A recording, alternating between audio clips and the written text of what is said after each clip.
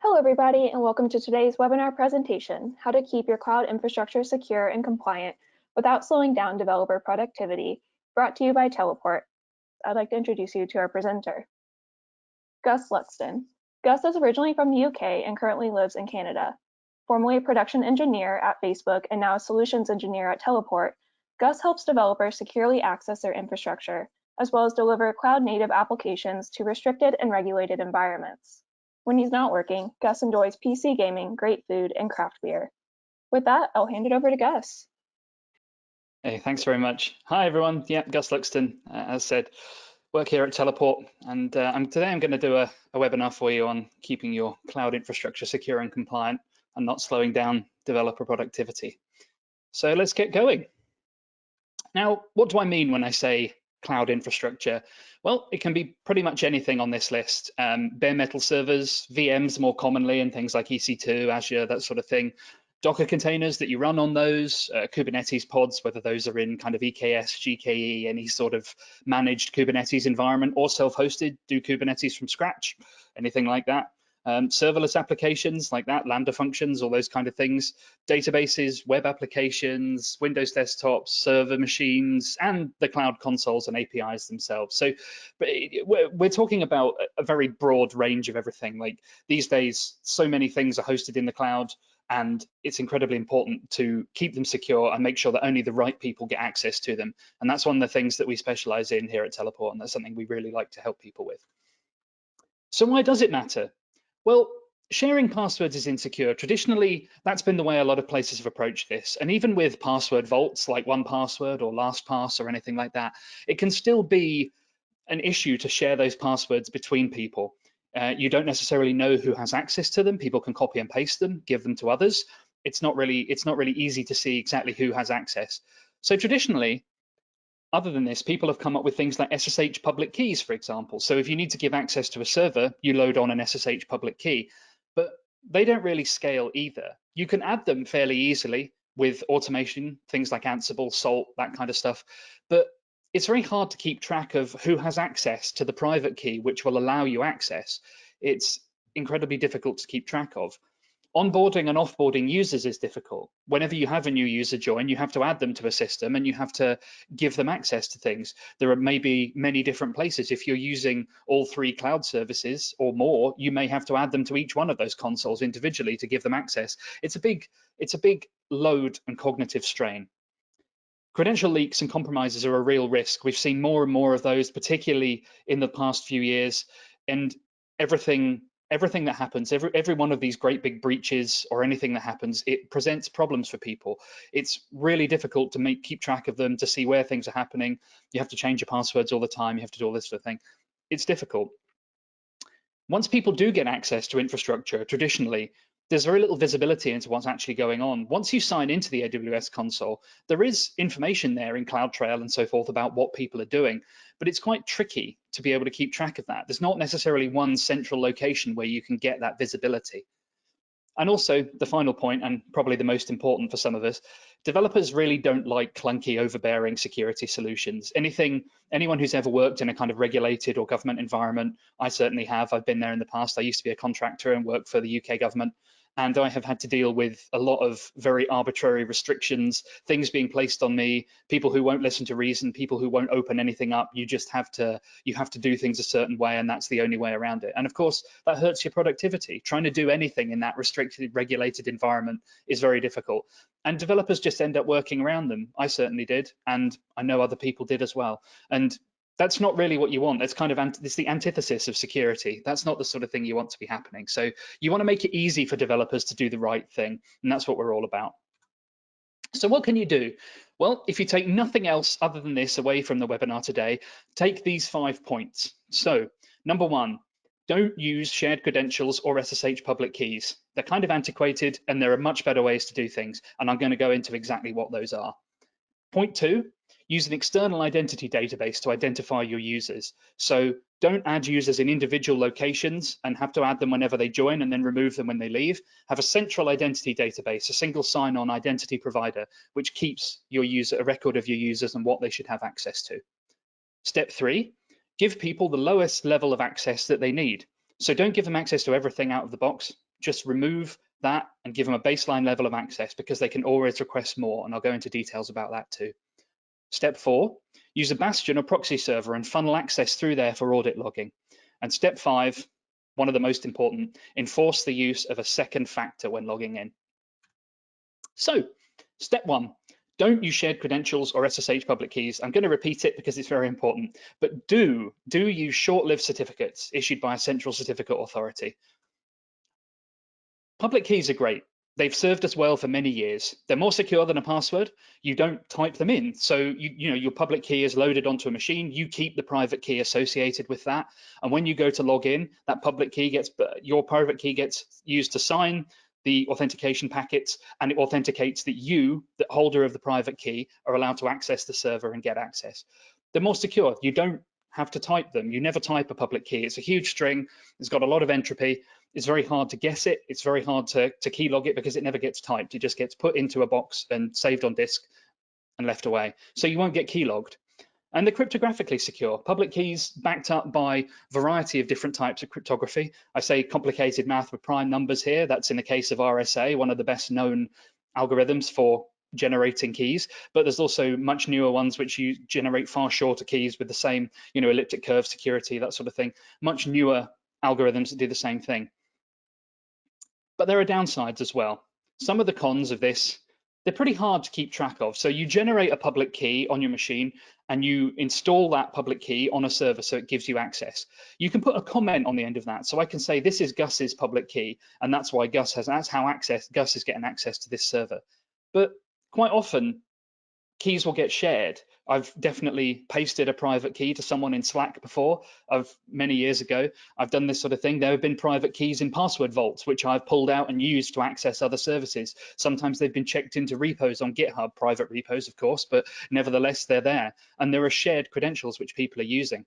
So you don't really know often who has the private key and who is getting access. You know that a public key is granting that access, but you don't know who actually has the private key. It could be one person, it could be hundreds. Public keys don't expire by default. So when you add a public key to a system, if you forget about it, you give the person who's got the private key, which could be one person, it could be many, you're giving them perpetual access. So unless you remove that, which may impair access for a lot of people, you really don't know who's going to be able to get in and for how long. And they're hard to distribute as well. As I say, you can do this with Ansible, anything like that, Puppet. You can push these keys out to servers. It works, it can be done. I've definitely been there in the past, but there are better ways, and you don't need to do that anymore. There are alternatives. I'm going to tell you what those are. There are more downsides. There's a lack of accountability, as I mentioned before. Who does that key belong to?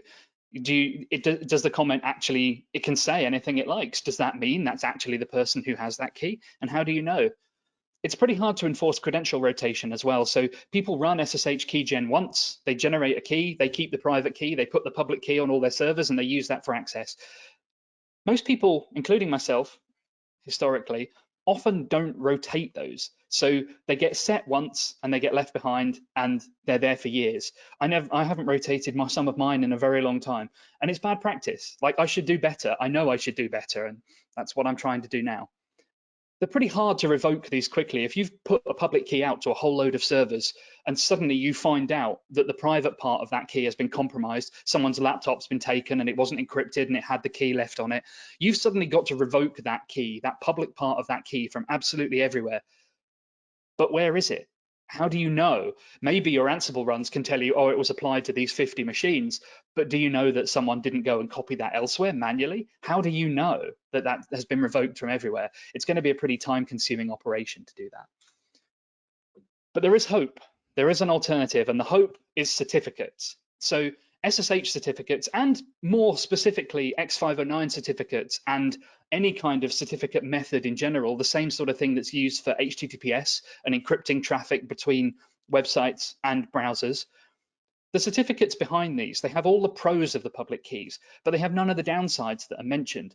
They can be set to expire. They do have metadata logging associated with them. You do know who issued a certificate and when it was issued. You can set an expiry time on it. You can force credential rotation. if you add the public key of a CA to your system, then any certificate that the CA issues. So it's the same principle, except that rather than adding one public key, which associates with one private key, you add the certificate authority saying, I trust that any certificate issued by this certificate authority is genuine. It's real. We should allow it access. And if you ever need to revoke that access, you can remove the CA, and all the certificates that were issued by that CA are suddenly invalid. So it's not a question of individual people generating certificates and putting them in place. It's one central CA which issues all the certificates, and you can track who issued the certificates, when were they issued, what permissions were given, what time was it issued, how long is it valid for, and you can enforce that expiry out of the box. The metadata that you can add, it can be usernames, it can be email addresses, it could be ticket identities for production issues and cases like that. Certificates are really good. I'm going to keep driving this point home because it's incredibly important. You can issue new certificates easily, really, really easily. A certificate authority, that's exactly what it's designed to do. It issues certificates. And that's so easy that you can make certificates expire every few hours if you like. The process to get a new certificate is very simple. It's a case of issuing a request and getting a certificate back once you've been authenticated, again with that central identity, which we'll touch on later. So you can make these certificates expire every few hours. You can also revoke certificates. So if you have a problem and you know that a certificate has been compromised, you can revoke a certificate, which makes it instantly invalid. All of a sudden, that's very useful. So you don't have to, you can just revoke that centrally, and the certificate authority will provide that for you. Rotating credentials becomes very simple as well. You set up a new certificate authority, you add that, and then you start issuing the new certificates from that authority, the new authority instead. And you can use a grace period for old certificates as well. And one of the reasons I'm dwelling on this so much is because Teleport does all of this out of the box. Teleport uses certificate authority centrally. It uses short-lived expiry times, and it makes sure that you do the right thing with very little configuration. These are all the same defaults. Teleport's default certificate length is 8 hours, roughly the same as a working day. And that makes sure that people get a certificate at the beginning of the day, they use it all day, and it expires when they leave. That's essentially the ideal in terms of security. And when they come in the next day, they have to get a new certificate before they can carry on. And that goes through the same authentication process, making sure that they're allowed to have it. There's more to this even. So certificates don't just have to authenticate that I, Gus, a user, wants to connect to a given host. They can work the other way around too. So they can also authenticate the hosts that I'm connecting to, so that when I connect, I know that the host I'm connecting to is legitimate because it's presenting a certificate that's trusted by my host certificate authority, which I have installed locally on my laptop. Have you ever seen this prompt before? The do you want to trust this key prompt? Yes, no. It's called TOFU, or trust on first use. We've probably all seen it if we've ever SSH to anywhere, because it's the first thing you see whenever you connect to a machine and you don't have a host certificate authority configured. But it's quite insecure. The idea originally is when these keys were presented, you get the fingerprint out on the screen, and you're supposed to go and look somewhere to make sure that that's the correct fingerprint for that server. But I'm going to wager that 9.5 times out of 10, people never actually go and check that, and they just type yes and they connect. That's a problem. It means that you don't know that you're connecting to the right place. It's dangerous, and we shouldn't do it. We should do better than that. You can eliminate this, as I say, by using host certificates. You issue a certificate to a host, you get the host to present that certificate, and you configure the client to trust that certificate authority. And all of a sudden, all of these trust on first use prompts, they disappear. They're a thing of the past. Whenever you're connecting to a host, you can be certain that that host has a certificate issued by a trusted certificate authority. That's it for step one. So step two, don't add users individually to each provider or system. What you should be doing is using an external identity database to authenticate the users.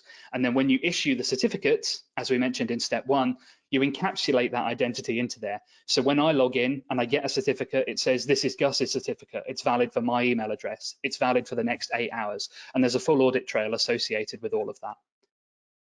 Why do you want to do this? Maybe that's important to explain. Well, do you know who every one of your users is? Can you name them all? Back when I first joined Teleport, I could. I certainly can't anymore. There are a lot of people who work for the company now, and I don't know all of their names. I couldn't tell you who all of them are. And moreover, I couldn't tell you what individual person has access to which individual parts of our infrastructure. I really don't know. There's just too many now. It's spiraled out of control. It's plausible when you have a really small number of users and a small amount of infrastructure. It's totally plausible to do that. But what about when you have 50 users or 100 users or 1,000 or 10,000 or 500,000 users? Are you still going to know that? It's impossible to keep track of. And that's why having somewhere centralized which manages identity and keeps track of who people are and what they have access to is incredibly important. So what happens when a user leaves? Well, you need to revoke their access from all of the infrastructure that you have. But how's that going to scale? It's pretty tricky to know. What about that infrastructure that you don't know that you have even? The development VM in EC2 with a public IP, nobody told you about that. You didn't know that it was there. You didn't know that was something that that was going to happen. What can you do about that? And what happens when there's a public key installed on that called generated key, something random? You don't recognize that. Who put that there? Was it someone trusted? Was it somebody else? Nobody's really sure. Is it the user who left, or could it be some other critical process which is actually responsible for deploying your entire website? Again, you're not really sure, and it's important to know. So, external identity databases. You derive your user identity from a central source. So you have some kind of provider, some kind of system which keeps track of all of your users. We're talking identity providers, things like Okta, Auth0, GitHub, OneLogin, anything like that. Active Directory. That's one place to add users when they join and one place to remove them when they leave. And you can use groups to grant access to particular sections of your infrastructure. So you know when these things are going on, you know who is going to be granted access to a given thing. When someone joins, you add them and you grant them access to all the things they need. When they leave, you remove them and all of that access automatically gets removed. And then your provider, or your system, like Teleport, which you're using to get your access, knows who should have access to what. Create that process, require the users to log in, get the certificate, and tie the certificate to the identity provider's identity. Every certificate gets that identifier, that username and email address, something assigned to it, so you can keep track of them and you know who they are. Teleport also has the functionality which allows you to lock users. So if someone has a certificate issued and they leave the company, they still might have a certificate that's valid for a few hours. You can lock their user, so that certificate is useless. If they tried to use it to connect to anything, they wouldn't get any access, and they wouldn't be able to log in again using the identity provider because you would have removed them and offboarded them. Again, better for peace of mind. Security teams love it. Everyone's very happy. Step 3, don't give everyone full access. You don't need it. As much as it's nice, you really don't need to have full access to everything all the time. Give people the lowest level of access that they need on a regular basis, because you can always request more. If you need to connect to production to go and fix something, go and have a process which automates that, saying, I need to connect to production. I'm going to need to be in there for a couple of hours doing something on this one machine that needs something happening. I need to go and log into the production Kubernetes cluster to fix a deployment which has gone wrong, and the CI or Argo CD can't fix it. You do any of these things, that's incredibly important. I like my production access, of course. I've had a lot of access to a lot of things in my time and still do in some circumstances. And it's important, it's good, it's nice to know that I have the ability to fix problems if they occur. But I still spend most of my days working in development or demo environments. I don't need that production access. I don't need the important access to things unless I actually have to go and fix something. If you do need access, have that approval process. Log the request saying Gus requested production access at this time. He wanted it for 4 hours, and have an audit trail that goes along with that. Who requested the access? Who approved the access? Because someone needs to say, yes, okay, Gus can have that access. What was the reason? Why did I say I needed the production access? What access did I get, and how long do I have it for? Keep track of all of this, and all of a sudden you can keep perfect tabs on who has been accessing things and why. You can even automate this process as well. So if you have an on-call rotation and somebody needs to fix something at 3 in the morning because they've been woken up because things are broken, you can have processes which will automatically approve that person. Oh, Gus is on call today. He's requested production access. That must be because he's on call. We'll grant him the access and we'll log it and say, and we'll make sure that while he's in production, while he's doing all of these things, we'll know exactly what he's doing. Teleport makes this easy. It has access request workflows built into it. So you can request access and people can approve it right from Teleport's web UI. And I'll show a little demo of that as well. Teleport has open source plugins as well for Slack, Mattermost, Jira, PagerDuty, things like that. So We have an API as well. You can write new plugins. They're all written in Go. If you know Go, if you like Go, you can write new plugins for whatever provider you'd like. We've had people who've written external authentications for ServiceNow and other providers. So when people file a ticket saying I need access, there's automatically an access request created for them in Teleport. Teleport approves it and grants them the access. Streamlining those workflows, reducing all of that friction, making developers happy, making it so it's easy to do the right thing, and making the security teams happy too, because they've got that audit trail and they know exactly what's going on at all times. Step 4, don't give access to individual servers or services by IP or host name. Instead, have like a central gateway, a central access plane, something which sits in the middle and allows people to connect via it. Traditionally, people have done this with VPNs. VPNs, they're good, but they have their issues. They provide a network layer of transport only, and they don't really handle any kind of authentication or logging on top of that. You can do better than that. And that's what we can do with Teleport. You funnel all the access through Teleport, you get those audit trails, you get that authentication, you're asserting that your users are genuine and they've been connected. That's something that can go on. Remote work, it's brilliant. We've all been remote work for a lot of times, many of us, especially for the last couple of years. But that brings new challenges. People have been connecting from different locations very regularly, and you can't whitelist IPs with the best will in the world. IP addresses change regularly. People have dynamic leases from internet service providers. People are using mobile data in some cases, shared Wi-Fi, hotspots, coffee shops, whatever. It's completely implausible to just whitelist IPs and say, you know what, we trust this user because they're coming from a given IP. It's not a good idea. So use a central bastion or proxy instead.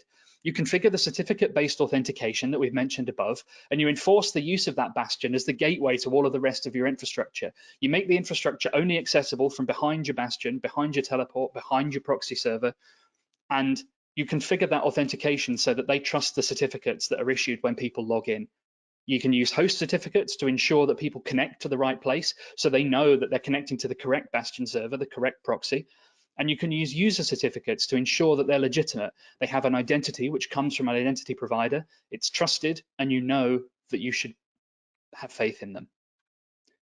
So what about scaling concerns for this? Isn't a bastion server a single point of failure? Well, no, because the use of host certificates here means that you're connecting to a host name, and as long as that server behind there, whichever it is presenting a valid host certificate saying, I am the bastion server, you can have as many as you like. You put them behind a load balancer, as long as all your bastions are presenting that host certificate and it's signed by that trusted host certificate authority, there's no problem at all. You know that you can trust them no matter which bastion you're connecting to of the fleet, and you know that that's trustworthy. And if you need to prevent access, you can lock the user out. Teleport gives you that functionality. And because they're all connecting through Teleport and you can't get to the systems without that, you know that they're going to be locked out if you revoke their certificates and if you remove their access. They can't get new certificates and their old ones are useless. Step 5, we're getting close to the final one. Don't rely on passwords only, or even on certificates only. They're great. Certificates better than passwords, more trustworthy, short-lived, all the reasons, all the perks that we've described above. But even with that, it's not a good idea to just rely on them. Attacks are getting more and more sophisticated. Any kind of thing which compromises a laptop or gives control of it, if that certificate gets leaked, the laptop gets stolen, taken, even if it's encrypted, if it's not been turned off and it's still unlocked, you're going to have access to those certificates. But there is a way around this. Enforce the use of a second factor. Credential compromise, still a risk, even when you follow all of the best practices that I'm outlining, it's still a risk. And that's why we can do better with two-factor, second factor authentication. So what is a second factor? Many of you may know. If you don't, I'll explain it to you. Two-factor authentication is any system enforcing the use of two factors from a list to be granted access. So what's a factor? Well, it's something you know, like a password or a private key, something that you have available to you locally. You've got something you have, so a physical device, a YubiKey, an identity, a phone with an authenticator on it. You've got that physical device. It's something that you must have in your possession to be able to provide that factor. It can also be a phone number for receiving an SMS. There's a caveat to that. SMS is very insecure. It's far too easy, particularly in North America, to take over someone's phone number and be able to steal the tokens that are being sent to them by SMS. So don't use SMS, use something else. Use TOTP, time-based one-time passwords, the things where you get your authenticator out, you point it at the QR code on screen and it gives you the 6-digit code. Use things like that. Use a physical device, which you have to have. MacBooks have Touch ID. That's, again, a great example of something that you have, something that's available to you. And you can use something you are. So again, Touch ID, it's a fingerprint, a voice print, iris scans. I mean, we haven't had iris scanners on laptops yet, but we do have fingerprint scanners and we do have microphones. I haven't heard of anyone using voice prints for authentication, but they can.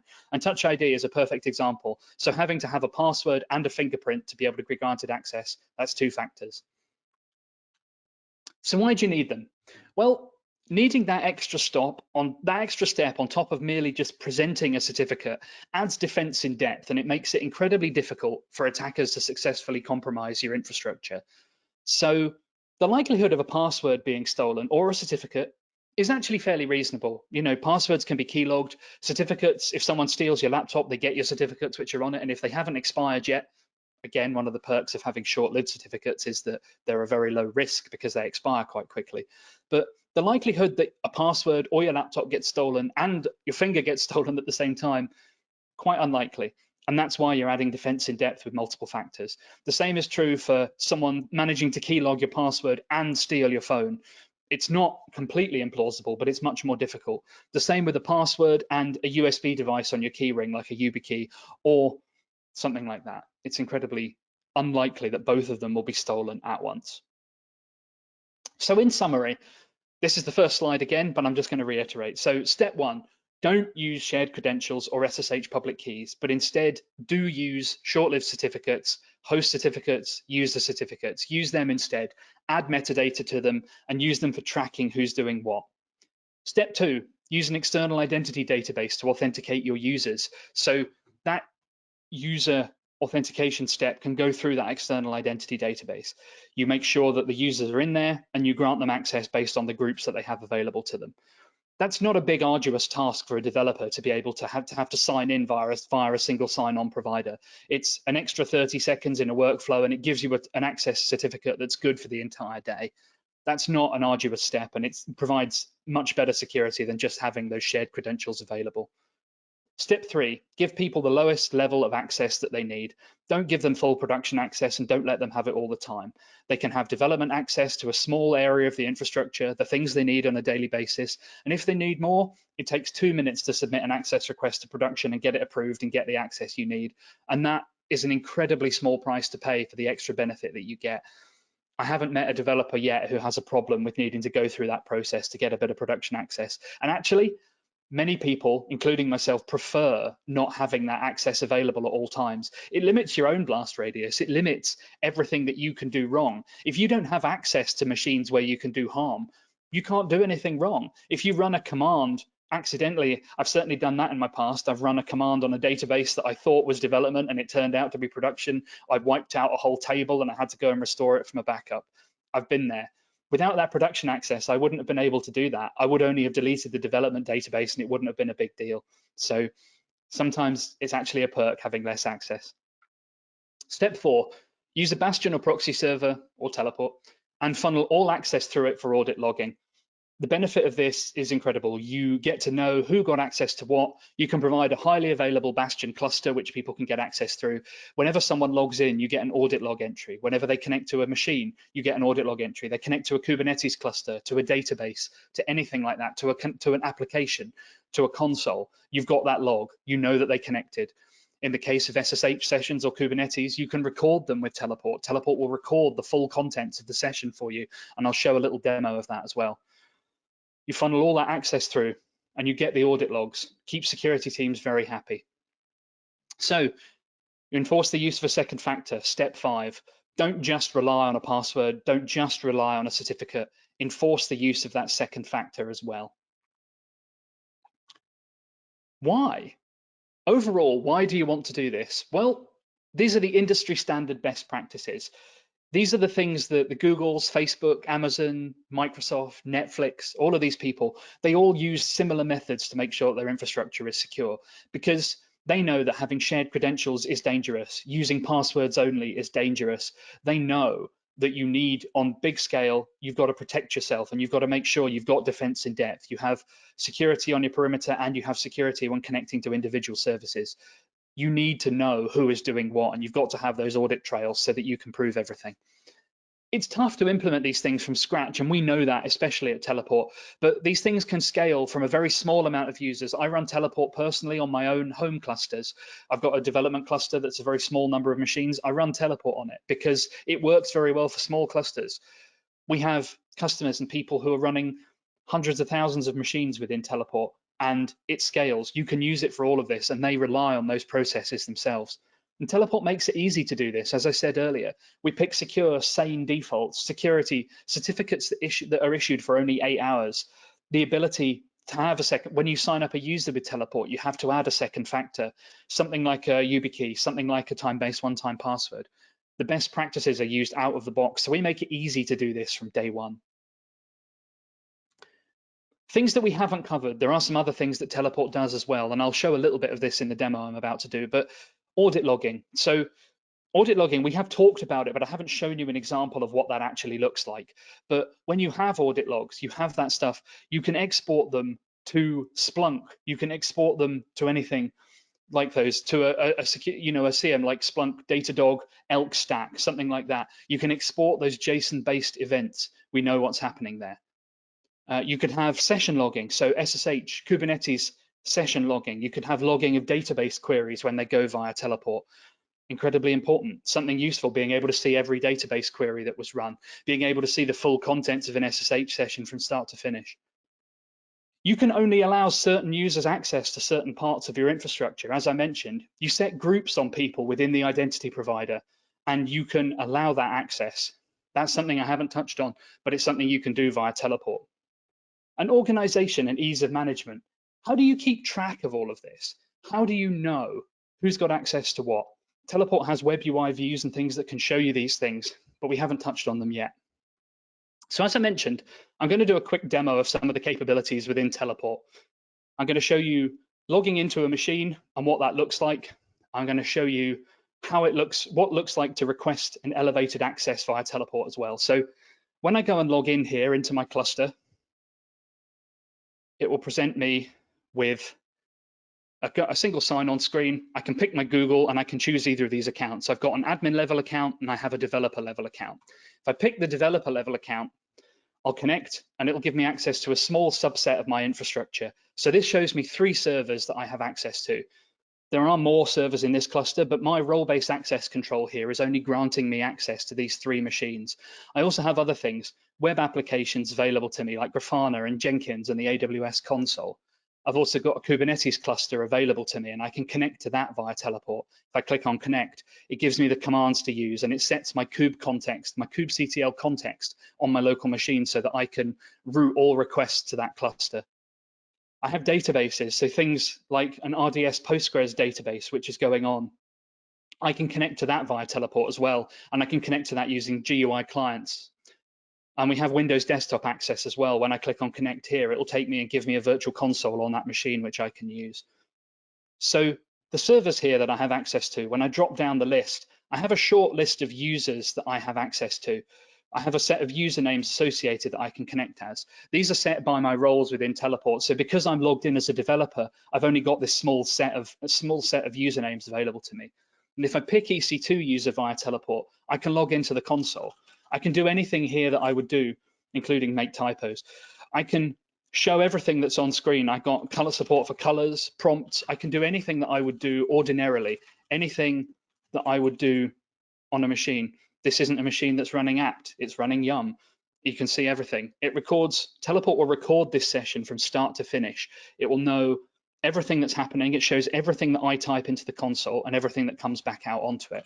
I can run top, things that redraw my screen, things that add commands, things that rewrite stuff, move characters around, that sort of thing. Teleport records everything. I have buttons for file upload and file download, so I can download machines to my local machine. I can upload files to Teleport. You get a web-based terminal which does all of these things. That was my session. What we can see is that there's an audit log which goes along with that. So I can see Gus at teleportinfra.dev ended an interactive session lasting a minute on this particular node. We can see when I logged into the cluster. We can see a session was started. If I go in, I can see the details of the session that were going on. I've got a JSON structured event with an event code saying session.end. I know exactly what happened, who the participants were, what server address I connected to, the time it started, the time it finished, all of these things. I've got that full audit trail available to me. And administrators of the cluster can see those things as well. They know, and this button here, when I click on it, will show me a session recording. Because I'm the development user, it won't show me that. I have to be an administrator, and I'll show you that in a second. We'll play back the thing. The other thing I'm going to show, as I mentioned, was the idea of access requests. So if I sign out of this development user and I sign into the administrator user instead, we can go and look at the audit request. We can go and look at the audit log and see what happened. So now I get the same cluster view, but with a couple of extra machines because I'm now an administrator. When I go and look at the audit log, we see everything. We see the administrator user logging in. We see the same session as before. And when I click on the playback button, we'll see a recording of the session that I had as that previous user. Everything that gets typed, everything that happened within the terminal, all of the typos I made, me running the wrong command, all of these things, running top, loading all of this stuff. It plays back just like a video. You can see everything going on within the session. You can see all of the things that happen. If I just want to stop and focus on a given part, I can do that. I can pause and look at what was on screen.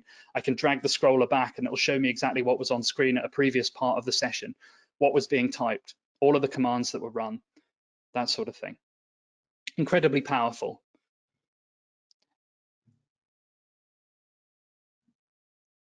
So I mentioned I was going to show the access requests. For some reason, that appears not to be working at the moment. So unfortunately, I will have to skip that part. But trust me when I say we can do it. So that's a rough demo of Teleport. Accessing applications works largely the same way. You can have an application that runs, say I want to connect to Jenkins here. I have this subdomain of my Teleport cluster. If I connect to that, it can provide me access to the Jenkins server, which is running in my environment. Gives me a subdomain of my Teleport cluster. It logs that I've accessed this, and it will provide me a proxied access through to Jenkins, where I can do all of the other services. I don't have to have Jenkins on the public internet. It's hosted in a private cluster that has a private IP. There's no public access to this at all. It's just that Teleport provides that gateway and that proxy. It's the Bastion server. It's the central component which is providing access to my infrastructure. And along with that, it logs that I had a session in Jenkins at that time. The same is true for Kubernetes, the same is true for databases. So incredibly powerful. And that essentially is everything that I wanted to cover today. So thank you very much for your attention. If you have any questions, please put them in the chat or in the question section. I'll be happy to answer all of them. There's a few already I can see. I'll be happy to answer all of them. If there's anything that I haven't covered that you'd like to know more about, please ask away and I will address all of them. We've still got 20 minutes worth of time for questions. There's plenty of time to answer anything that you're curious about. Of course, I have to plug it. Check out Teleport, as I've said numerous times. It's open source and it makes it easy to do all of this stuff out of the box. We're on GitHub, gravitational/teleport. You can also go to goteleport.com. We have a community Slack, which you can join. It's very active, lots of support going on there, people asking questions, people looking for help with their Teleport installations, people setting up Teleport for the first time, looking at more advanced use cases, all kinds of different things. Go and look and see some of the cool ways that people are using Teleport, the really interesting things that people are doing with Teleport and the stuff that they find useful. So I'm going to get going with a few of these questions. So question number one, do I need a license to use Teleport or can I do that for free? Well, there are two versions of Teleport. We have, as I mentioned, it's open source. There's the Teleport Community Edition, which is on GitHub. You can download the source code, compile it yourself. You can download the open source binaries from our website as well, goteleport.com/download. You can download that, install Teleport, and use it for free. You don't need to pay for it. It is completely without limitations in the Community Edition. There's no limitations on server size, on number of servers, number of users, anything like that. There is also the Enterprise Edition of Teleport, and there are a few differences there. Enterprise editions of Teleport, which do require a license, they're paid for. You get full single sign-on provider support. So the open source edition of Teleport, the community edition, supports GitHub as an identity provider, and it also supports the use of local users that you can configure. The enterprise edition adds the use of SAML and OIDC-based providers like Okta, like Auth0, like Active Directory, as I mentioned earlier. We also have support offerings which come as part of the enterprise packages, and that's the reason why people are interested in them generally. Question number 2, do I have to use Teleport to get all of this? And what if I just want to build it myself? Well, that's absolutely a valid question. And you don't have to use Teleport. It just makes it an awful lot easier. There's kind of those 5 different steps that I mentioned. Building those from scratch is pretty difficult.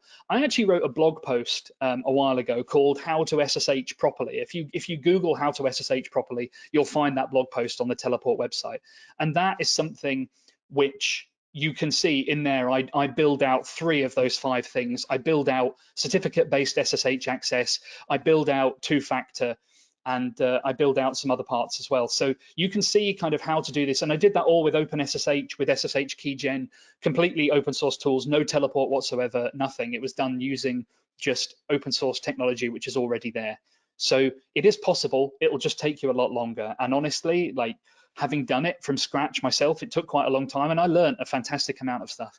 But obviously, I'm going to say this because of where I work, but try Teleport. It's worth trying. Like, it's a lot easier to do all of this stuff out of the box. Question number 3, does Teleport work with Windows machines? The answer is yes. So the web UI that I showed you briefly, that works on any browser. So Mac OS, Windows, Linux. It works on iOS. It works on Android. Any system that has a web browser that's reasonably modern will be able to use that. So absolutely. The TSH client as well, which I didn't show as part of the demo, but the Teleport command line client, which you can use for Kubernetes and for other things, that also works on Windows, on Mac OS, and on Linux. So you can access those things.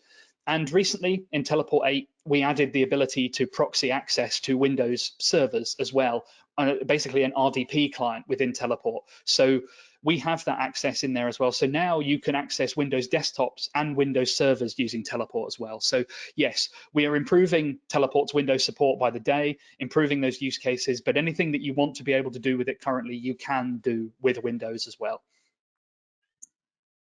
Thank you, Kat. So I have a lot of things. Here's another question, question number 4. I have a lot of things already set up on my laptop to use SSH for access. Do I have to change all of those to be able to use Teleport?